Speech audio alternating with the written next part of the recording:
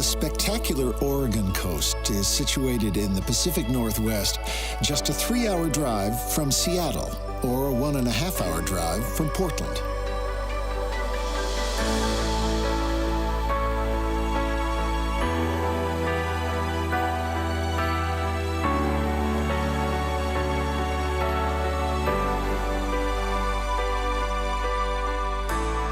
This is a coast where time is measured not in seconds, but by the tides, where years are measured in the fading patina of fishing floats, and centuries by the fall of rocky sea stacks and the rise of redwoods. A visit to the Oregon coast is more than just a trip to the seaside.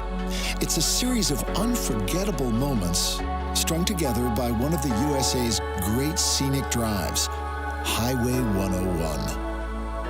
And thanks to visionary legislation enacted in 1967, Oregon's coastline, all 362 miles of it, offers free public access to all. Welcome to the People's Coast.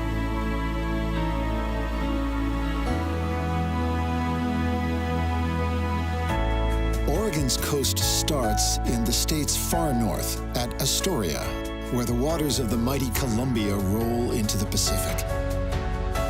It was here in 1805, a year and a half after leaving St. Louis, that Lewis and Clark staggered out from the wilderness and shouted, "Ocean in view, oh joy!"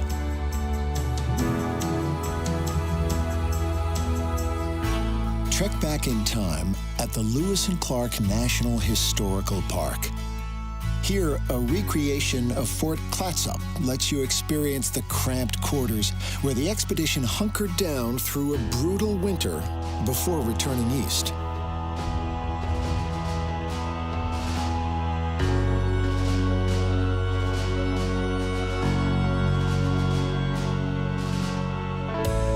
Oregon's oldest city has come a long way since 1805. But Astoria has never turned its back on its rough-hewn and sometimes rowdy past.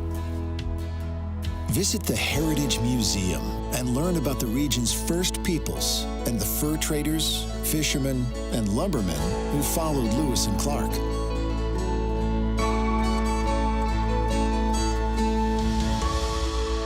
Drop anchor at the Columbia River Maritime Museum, which honors the seafarers and fishermen who braved the Columbia Bar, which earned this stretch of coastline the name the Graveyard of the Pacific.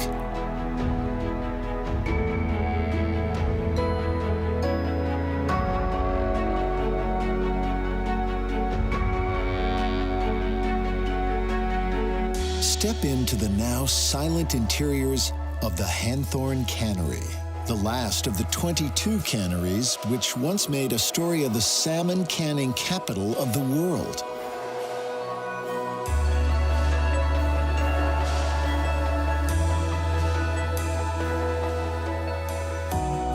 But this city is no museum piece trading on past glories.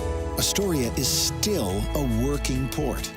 So head down to the Riverwalk, where the jetty pylons of old are reclaimed by time and tide, and freighters slip off to ports unknown. This is where you'll find the true, timeless spirit of Astoria. From Astoria, the road trip begins. Just a 20-mile drive south is the town of Seaside, which marks the eastern end of the Lewis and Clark Trail. When the railway arrived in the late 1800s, the town boomed, becoming Oregon's first coastal resort. While the beer, menu items, and streetscapes may have changed with the times, Seaside's natural gifts have been a reassuring constant throughout history's ebb and flow.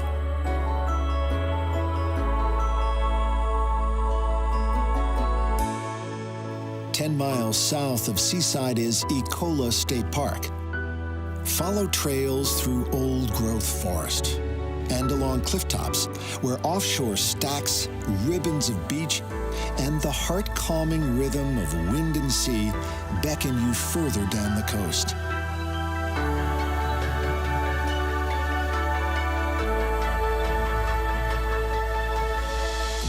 A little further south is the coastal town of Cannon Beach, home to iconic Haystack Rock.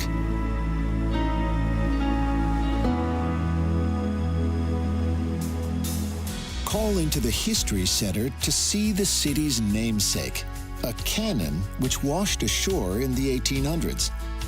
Catch a performance at the local theater, or just wander along the weather-worn perfection of this place where salt lingers in every shingle and every grain of wood.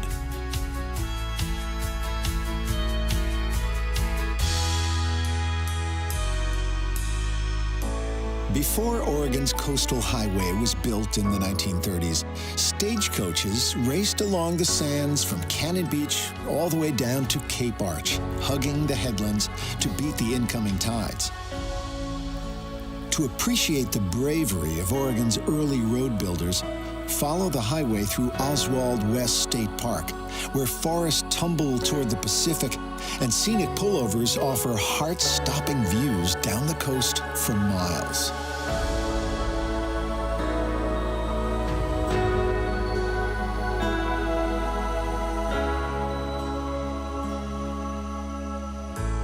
Once back at sea level, sink your toes into the sand in beachside towns like Manzanita and Rockaway Beach. Or grab a paddle and throw in a line at the historic riverside timber towns of Nehalem and Wheeler.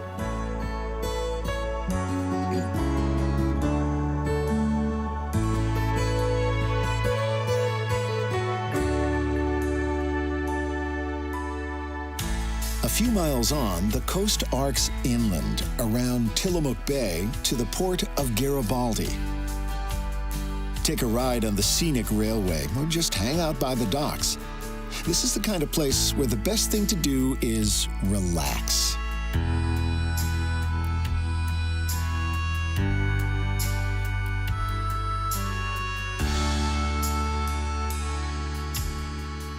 From Garibaldi, mosey around the bay to Tillamook, the bustling gateway to the Three Capes Scenic Loop. If you're short on time, this 40-mile loop makes for an easy day trip from Portland and is the perfect sampler of all that's special about the Oregon coast.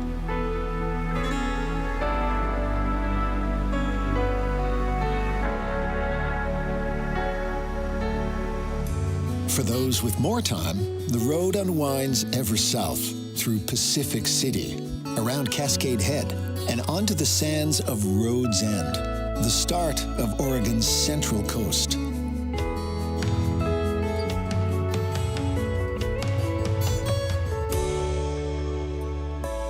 Call into the North Lincoln County Historical Museum, which celebrates the pioneers of old and the early vacationers of the Central Coast. And check out the collection of foreign fishing floats, lost at sea and carried by wind and wave to Lincoln shores. Those floats were onto something, for there are few finer places to wash up than Lincoln, where one perfect day fades into the next.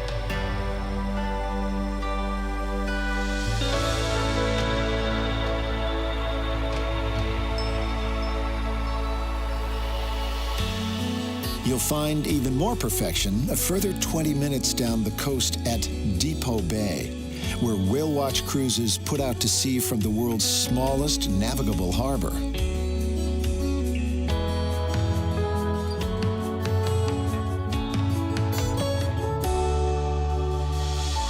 If you're not the seafaring type, you'll find plenty of opportunities to spot whales below the highway south from JBay, which offers some of the Central Coast's most dramatic scenery.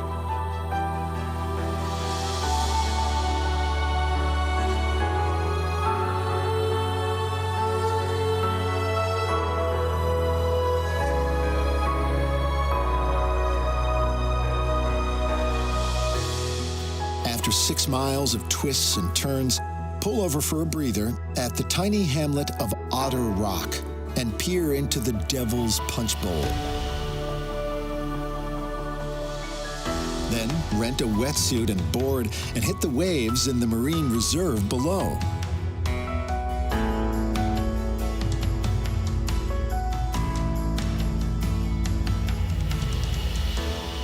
From Otter Rock, the sands stretch away for miles to Yaquina Head, home to the tallest of Oregon's 11 lighthouses. Lose a dreamy hour or 3 exploring the rock pools beneath the lighthouse. And when the tide returns, take to higher ground just down the coast in Newport. Newport is home to miles of sands, 2 lighthouses, a marine research center, and a working bayfront, complete with barking sea lions and circling gulls. If ever there was a city with salt in its veins, surely this is it. The salty flavors continue just across the Yaquina Bay Bridge at South Beach, where you'll find the best fish and chips on the entire coast. 10 minutes down the highway, keep a lookout for Seal Rock, an enchanting haven for artists and a rest stop for seabirds on their long migrations to far-off shores.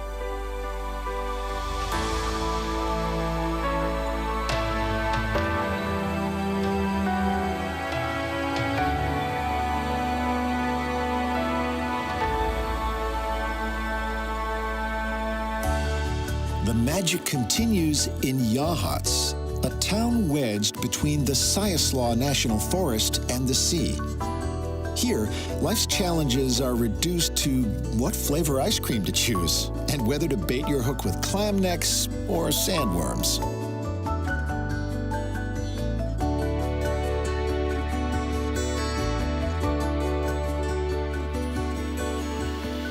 Three miles down the highway, don't miss the turnoff to Cape Perpetua. Here, at the highest viewpoint on the Oregon coast accessible by car, take in views that extend 40 miles out to sea.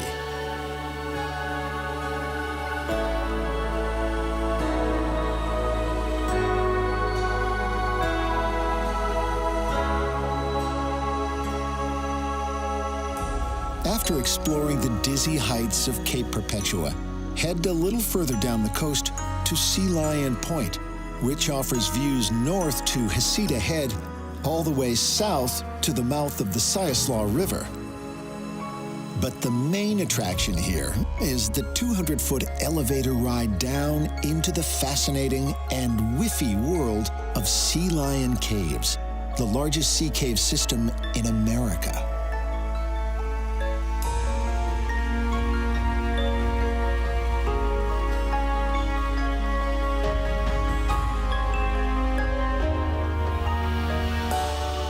Discover another of nature's oddities just 6 miles away at the Darlingtonia State Natural Site, an 18-acre reserve blanketed with patches of the rare carnivorous cobra lily.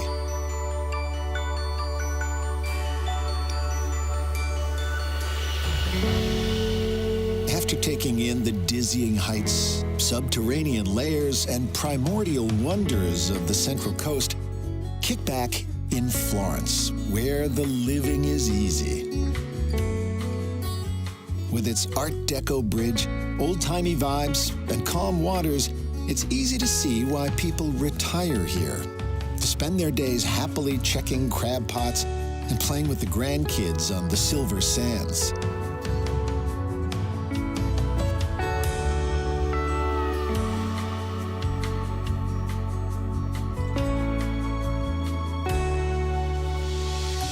From Florence, it's just a 20-mile run down Highway 101 to Reedsport, the gateway to Oregon's southern coast and the Oregon Dunes National Recreation Area.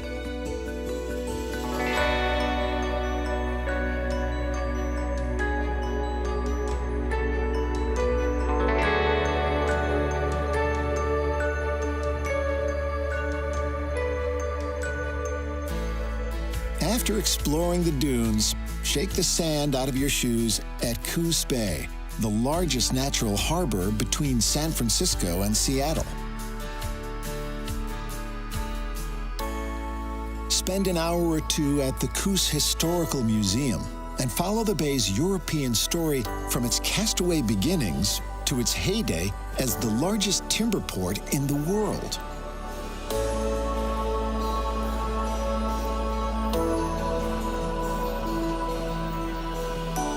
Just a short drive away is the South Slough National Estuarine Research Reserve.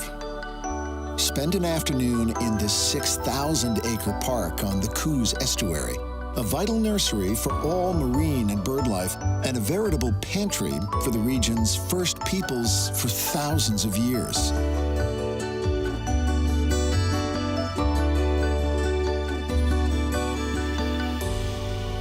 Coos Bay is also close to another of the coast's great scenic loops, which takes in a trio of stunning state parks, including Cape Arago, which offers views to seal and sea lion colonies just offshore.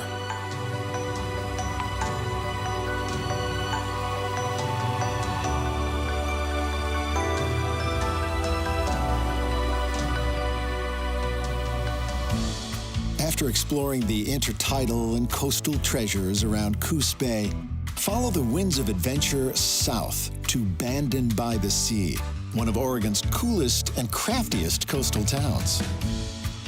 Throw in a crab pot from Weber's Pier, and while you're waiting for your dinner, walk up to Coquille Point to feast on the endless views. From here, the southern coast stretches away for another 90 wild miles south, all the way to the Californian border.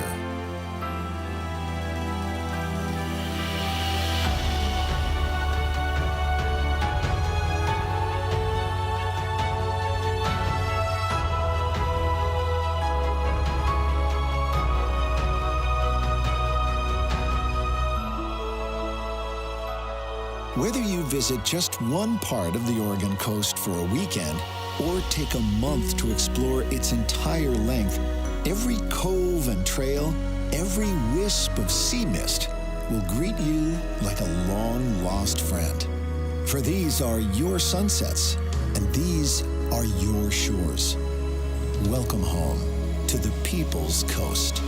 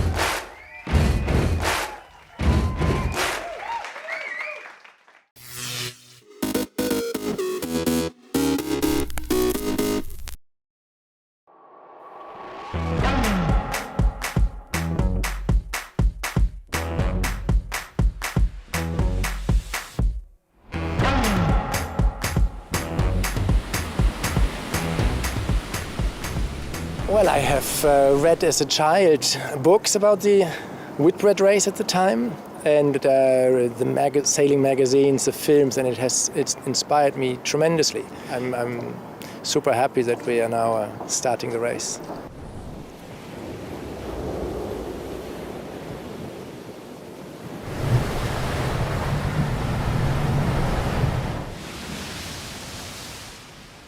I want this race to become part of the IMOCA class, our sailing raceboat class from the Vendée Globe, and 2026, and then ongoing. I think really there can be something very strong if we have an agenda with both races around the world linking together. And that's basically driving me to do this one.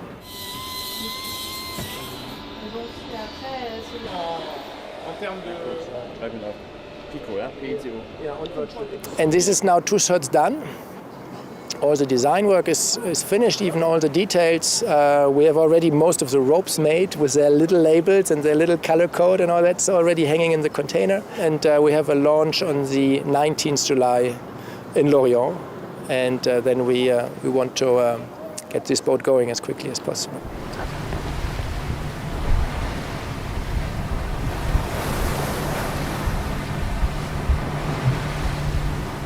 Well, for me, that was a very natural thing. We have already, in the past years or decades on the IMOCAs, we have always been sailing with crews. Even like 15 years ago, there was a Europe race to Istanbul where there were 5 on board. And we had seen last summer that there was the Ocean Race Europe, which went fabulously with 5 people on board, 4 sailors and 1 onboard reporter. And so for me, there was a very positive surprise last summer again to see the feedback from these teams that had done it, and they were very happy with the even reduced space and ergonomy that an IMOCA has compared to a more traditional Volvo 65 boat, which is traditionally for bigger crews. And I therefore don't see any contradiction between both uses. For me, it's exactly the same boat. The big thing was that we are allowed to use autopilots in the Ocean Race. That means we don't have to think about a big steering wheel position, and that would have been a tremendous change compared to the Vendée Globe. That is not the case. That's not something we need to worry about. So we will sail the boat in a very similar way, mostly under autopilot. And for the Vendée Globe, I wanted to have a protected cockpit with a lot of windows and view and space to sleep next to the winch, where I have a kind of bench or bunk both sides in the cockpit. So I can sleep right next to the coffee grinder under all these windows. And that has kind of been a strong desire coming up in the last Vendée Globe. And this is also perfect for crew. Then 2 people can sit on the bench and 1 at the coffee grinder, and there's enough space for everyone. So I'm really looking forward to exploring this. This is the first boat design that I have been involved with. I have been heavily involved. I pushed a lot in one direction to go for a real offshore boat that is more tolerant to sea state and hopefully can go better through big waves and big sea state. So we will not just out of the box see like a flying ultra machine that is faster than anyone else. We will hopefully see a boat that is robust, safe, and that also can take me around the world in the Vendée Globe in the best condition and in the best average speeds in even very difficult sea conditions in the south. So this was the focus for the boat. And on the Ocean Race, maybe you would have put the cursor a little bit more towards an all-round boat, but who knows? We will find out where we stand in the competition, and hopefully anyway, this is not the last boat we build and not the last Ocean Race we do with the new boat.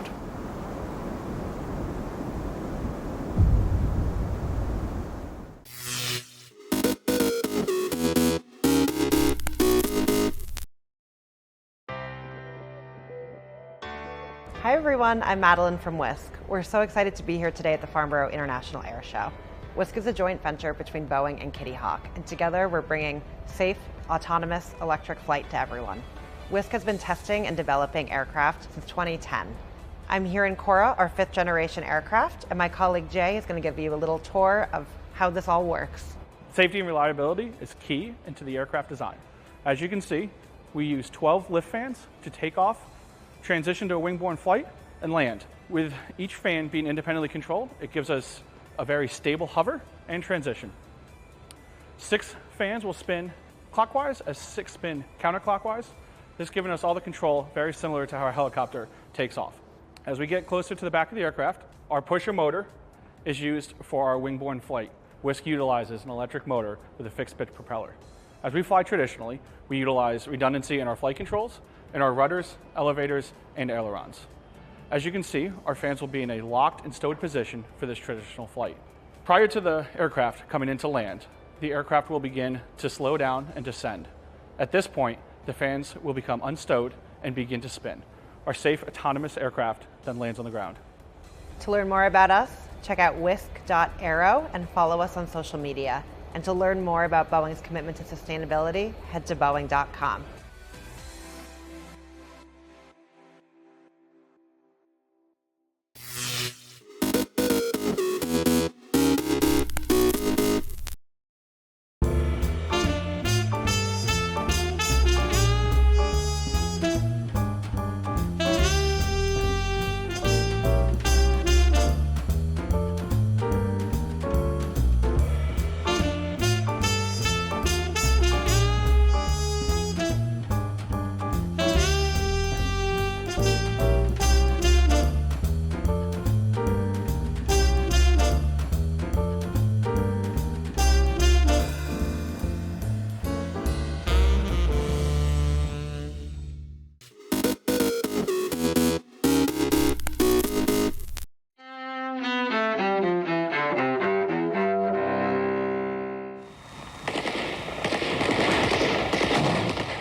October 6, 1981.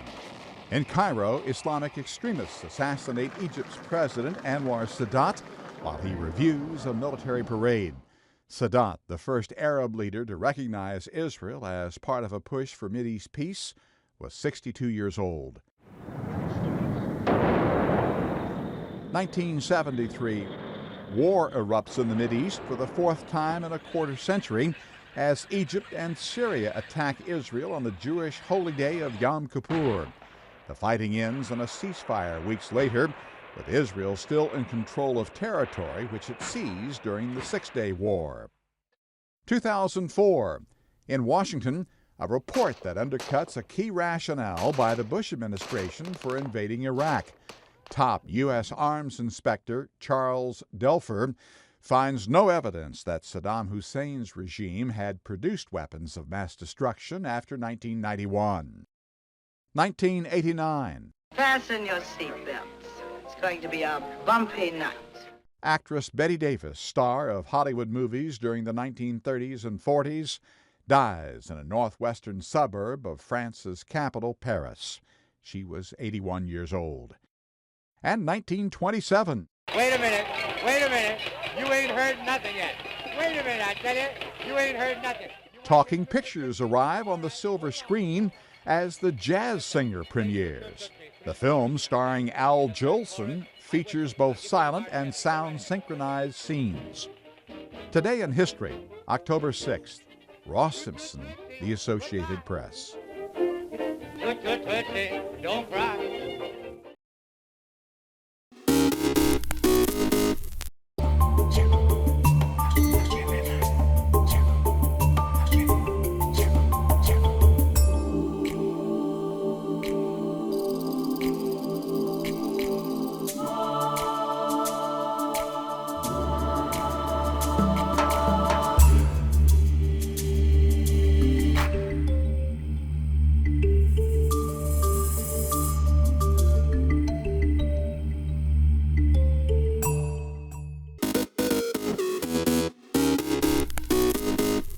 Welcome back in our studio, and in today's news,